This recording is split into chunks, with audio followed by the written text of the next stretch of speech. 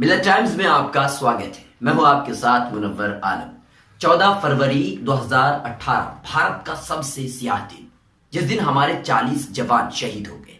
ये वो दिन था जब सीआरपीएफ के हर परिवार वाले फोन करने से डर रहे थे, जब पूरा हिंदुस्तान सुन्न हो गया था।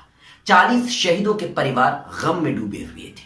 ये 40 जवान सिर्फ हमारी रक्षा में शहीद हुए, देश की हिफाजत में जान नीछावर कर दिए। अब सियासी गलियारों में हलचल मची है। विपक्ष सत्ताधारी पर आरोप लगा रही है तो सत्ताधारी विपक्ष पर हर पार्टी अपने हिसाब से इन जवानों की चिता पर सियासी रोटी सेकने की पूरी कोशिश में लगी है। आरोप और प्रत्यारोप का सिलसिला जारी है। सवाल यह है कि आरोप लगाने से क्या होगा। कोई पार्टी अगर हिंदुस्तान के हित में जो जवानों की भलाई चाहती हो तो उस पर सियासी रोटी सेकने की कोशिश क्यों कर रही है। अभी बीजेपी की हुकूमत है, ऐसे में एक के बदले 10 सर लाने चाहिए थे। इसे में 400 सर अब तक हो जाने चाहिए थे। ये सिर्फ चुनावी वादे हैं। जब चुनाव करीब होता है तो वादे भी बड़े होते हैं, फिर उस चुनाव पर और उस चुनाव के बाद उस पर कोई ध्यान नहीं देता। 40 जवानों की कहानी भी कुछ ही दिन के बाद सब भूल जाएंगे, चाहे सरकार हो या जनता, क्योंकि बीते 13 सालों में हर 3 दिन पर एक जवान शहीद हुए हैं। 11 लाख की संख्या वाली मजबूत भारतीय सेना ने बीते 13 सालों में हर तीसरे दिन अपना एक जवान गंवाया है। भारतीय सेना की जनवरी 2005 से दिसंबर 2017 तक के आंकड़ों से पता लगता है कि कुल 1684 जवानों ने पाकिस्तानी फायरिंग, आतंक निरोधी ऑपरेशन, जवाबी कार्रवाई और शांति मिशनों में अपनी जान गंवाई है। जब भी कहीं जवान शहीद होता है तो सियासत गर्म हो जाती है। हर कोई बड़े बड़े वादे कर बैठते हैं ताकि लोगों की नजर में अपनी एक अलग पहचान, अलग साख बनी रहे।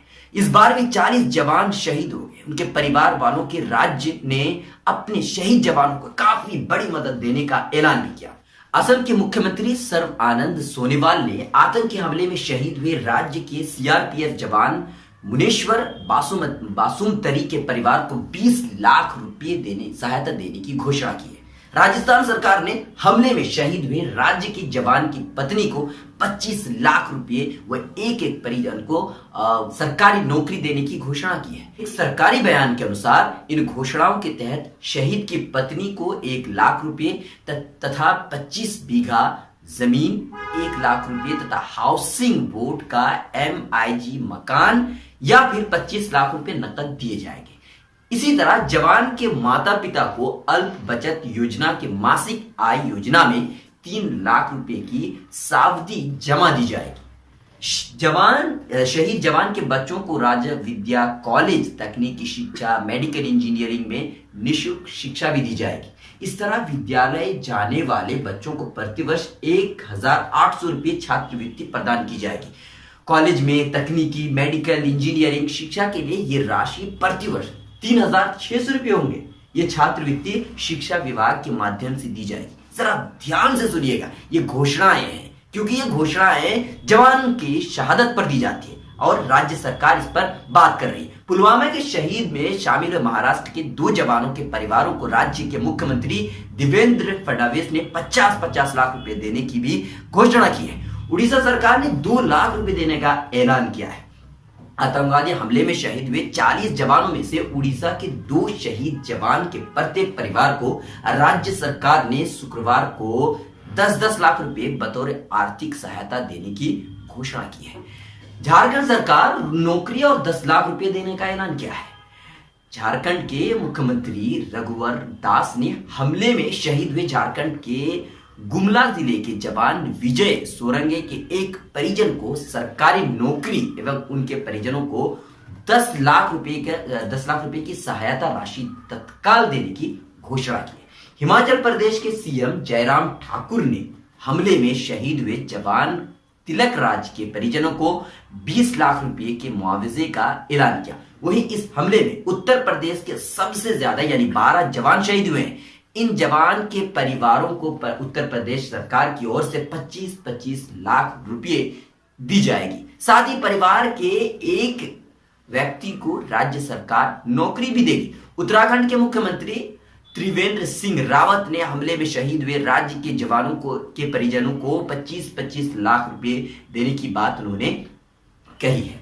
शहीदों के एक परिजन को योग्यता अनुसार सरकारी नौकरी भी दी जाएगी। इसके अलावा त्रिपुरा सरकार ने भी हमले में शहीद हुए जवान के परिवारों को 2 लाख रुपए की राशि का सहयोग करने का फैसला लिया है।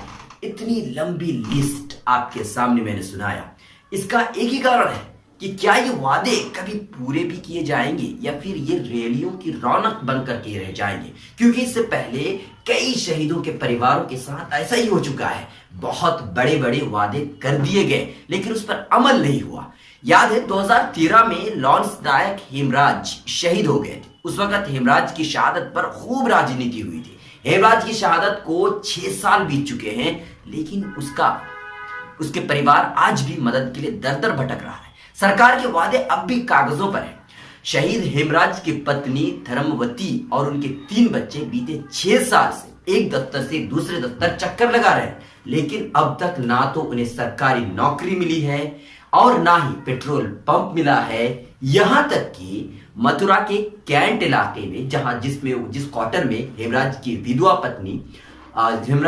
अपने बच्चों समेत रह रही है उसे भी खाली करने के नोटिस मिल रहे हैं। इनके अलावा रणजीत सिंह तोमर, इनकी शहादत पर एमपी सरकार ने 1 करोड़ की सम्मान निधि देने का उन्होंने घोषणा किया था। शहीद की छोटी बहन को फ्लैट, भाई को सरकारी नौकरी एवं दतिया में किसी एक सरकारी संस्थान का नाम शहीद रणजीत सिंह के नाम पर करने की घोषणा मुख्यमंत्री शिवराज सिंह चौहान ने की थी। लेकिन अब इनकी ये सुविधाएं देने के लिए सरकार शहादत का प्रमाण मांग रही है। मतलब साफ है कि ये वादे लोगों को बस दिखाने के लिए होते हैं। जब कोई शहीद होता है तो पूरा देश जाग उठता है। तब ये घोषणाएं करके जनता की नजर में एक अलग पहचान बन जाती है। जब मामला ठंडा हो जाता है, जब कोई शहीद के परिवार वालों का हाल पूछने वाला नहीं होता, तो सरकार अपने सारे वादे भूल जाती है। हमें इन बहकाओं में नहीं आना चाहिए।